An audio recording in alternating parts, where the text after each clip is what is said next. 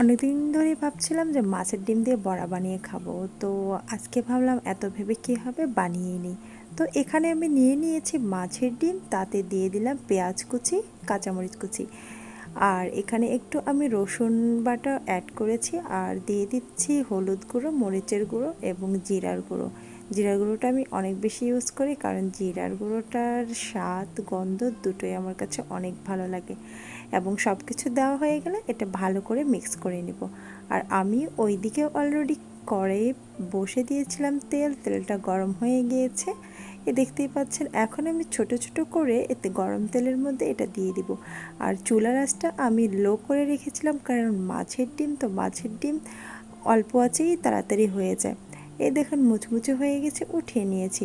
তো আপনারা কিভাবে মাছের ডিমের বড়া তৈরি করেন অবশ্যই কমেন্ট করে জানাবেন। আমার ভিডিওটি দেখার জন্য সবাইকে অসংখ্য ধন্যবাদ।